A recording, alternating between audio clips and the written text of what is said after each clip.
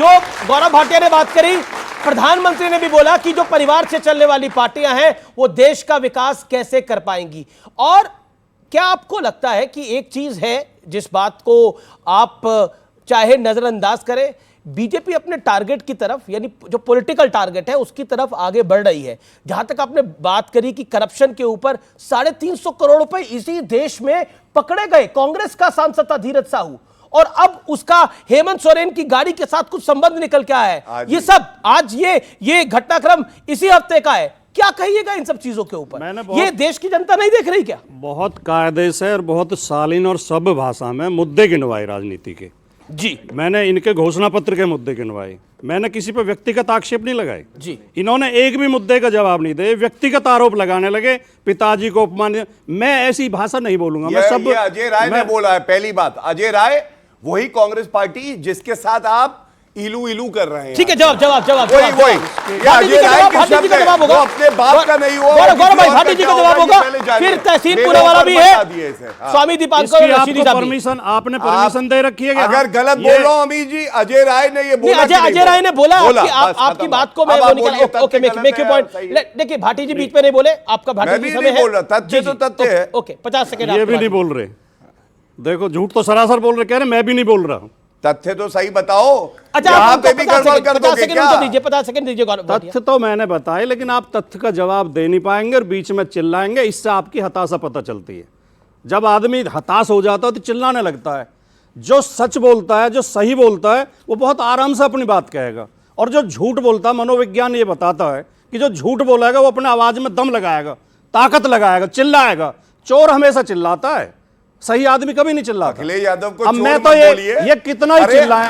विधानसभा के पटल पे योगी जी से कह रहे थे कैसे बोला मिट्टी में मिला देंगे गुंडों को, बताइए, चिल्ला रहे थे। पब्लिक को भी आ रहा बीच में। नहीं अमीश जी, ऐसा डिबेट चलेगी क्या? ऐसा डिबेट आप अपनी बात चोर बोल रहे हैं, हम तो इनके नेता के नहीं आपत्ति नहीं करेंगे क्या? नहीं देखिए, इन्होंने मेरे नेता पे आक्षेप व्यक्तिगत लगा। मैं तो किसी के लिए नहीं कह रहा कि रशीदी साहब कोई बयान व्यक्तिगत। देखिए आप दोनों मेरे सम्मानित मेहमान हैं। देखिए, कोई साधु अगर उपदेश कर रहा हो और कोई शराबी आके हमें बदतमीजी करने लगे तो साधु उसे गाली नहीं देता है। हम अपने चरित्र पर कायम रहेंगे, कितनी बदतमीजी करें। मैं कोई अपशब्द इनके लिए नहीं कहूंगा, ना इन्हें बीच में टोकूंगा, ना बीच में चिल्लाऊंगा, लेकिन अपनी बात कहने का जितना आप समय देंगे मैं अपनी बात आप अपनी बात को रखिए। आपके पास 40 सेकंड है, बोलिए। देखिए, जो मैंने जो बातें कही, जो इस देश में हो रहा है, इस देश में अल्पसंख्यक समाज के, ओबीसी समाज के, दलित समाज के वोटर लिस्ट से वोट काट दिए जाते हैं। फिर जिस दिन पोलिंग होता है, पुलिस लगा के उन पर लाठियां बजवाई जाती हैं, उन्हें वोट नहीं डालने दिया जाता। फिर जीते हुए कैंडिडेट को काउंटिंग में धांधली करके हरा दिया जाता है, बैलेट पेपर में निशान बना के हरा दिया जाता है, जो सबकी आंखों के सामने है।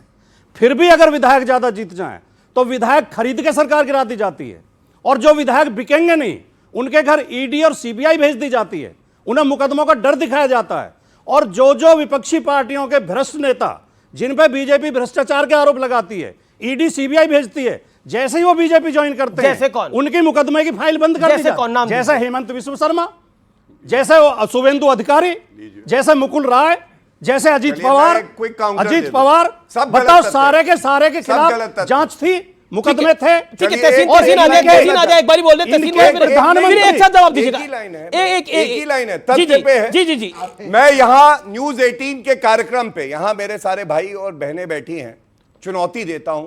हेमंत बिश्व शर्मा का केस बंद हुआ ये कह रहे हैं ना, वो विटनेस बन के केस में अपियर हो रहे हैं, और शुभेंदु अधिकारी का केस अभी भी चल रहा है, चार्जशीट फाइल है। चुनौती दे रहा हूं, माफी मांगे कान पकड़ के। देखिए, हेमंत बिश्व शर्मा का केस जारी है और शुभेंदु अधिकारी का भी केस जारी है। इवन अजीत पवार का केस भी शटडाउन नहीं हुआ है।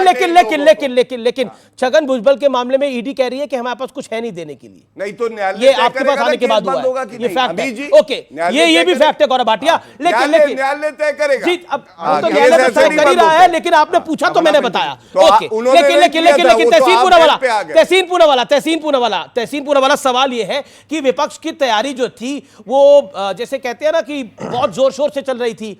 आज से 200 दिन पहले, 150 दिन पहले, कि नीतीश जी पीएम हो सकते हैं, ममता जी पीएम हो सकती हैं। ममता बनर्जी ने बोला कांग्रेस की 40 सीटें नहीं आएंगी। नीतीश कुमार एनडीए के साथ शामिल हो गए हैं। जयंत चौधरी विदा करके एनडीए की तरफ आगे बढ़ चुके हैं। क्या आपको लगता नहीं है कि स्थितियां हम सबको दिख रही हैं, आपको भी दिख रही हैं, लेकिन कहते हैं ना कोई भरी दोपहरी में आंखें बंद कर ले तो अंधेरा थोड़ी हो जाता है। बिल्कुल सही कहा आपने। अगर दोपहर में किसी ने आंख बंद कर दी तो अंधेरा थोड़ी होता। बिल्कुल सही आपने कहा।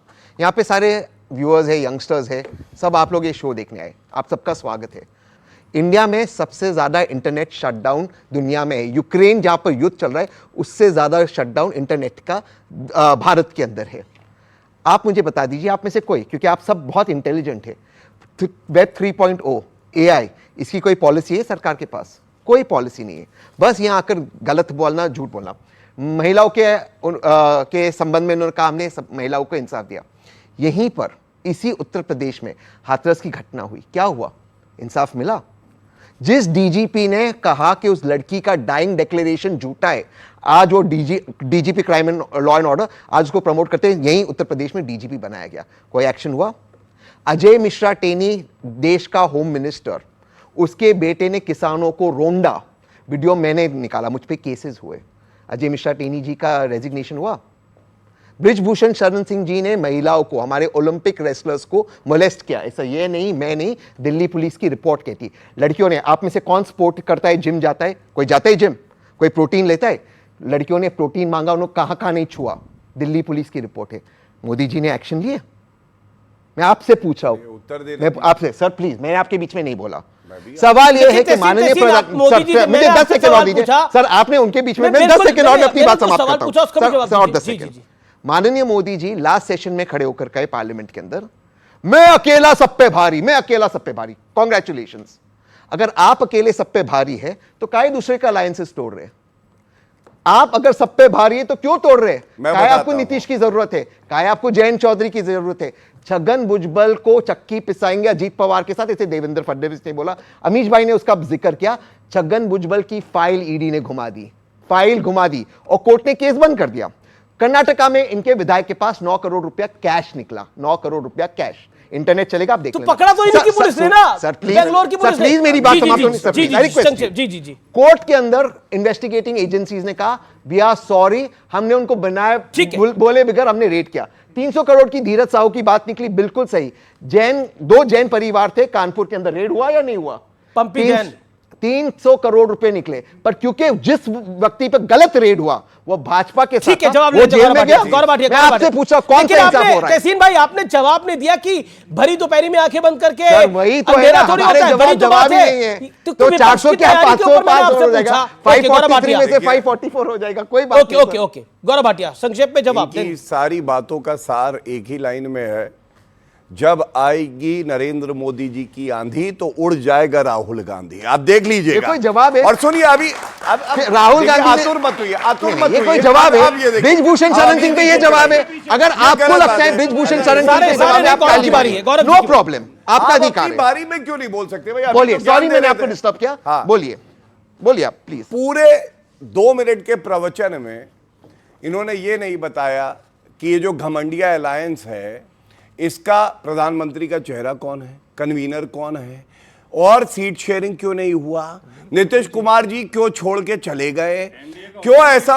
अब ये बीच में आ गए बेचारे। अरे दगे कारतूस भी उछल रहे हैं आजकल, है? अरे होने वाला नहीं है भैया आपसे। बकवास करना, झूठ बोलना, अपमानित करना, मर्यादा बनाए रखिए, वरना चरित्रहन करना, आपकी मर्जी है। ये काम आपने किया था, तरीका ठीक है। ये काम आपने किया था जब मैं बोल रहा था। कुछ नहीं किया था, मैं तय करके बैठा था। मैं आपको बताऊंगा कितना दर्द होता है जब आदमी को बोलना नहीं दिया जाता, कितना दर्द होता है। आपको बताएगी, देखिएगा। मेरे बीच में बोलोगे, मैं हर बार बोलूंगा ऐसे ही, ऐसे आप बोल लिए, अब आपने ऐसे ही बोलूंगा। रस्म आपने पूरी कर लिया, अब उनको बोलने दीजिए। ओके गौरव, अगर ये वादा करेगा अगली बार मुझे ठीक है तो मैं भी नहीं टोकूंगा। देखिए, हम तो चाह रहे थे देश कायदे से चले, गुंडागर्दी तो ये लेकर आए। देख लीजिए, गुंडा ये अपराध कर रहे हैं जगह जगह, बेटी बचाओ का नारा दे रहे हैं। अच्छा, गुंडागर्दी ये लेकर आए, ठीक है। ओके जवाब गौरव भाटिया। देखिए, यही आप गुंडागर्दी कर रहे हैं, यही भारत की राजनीति है।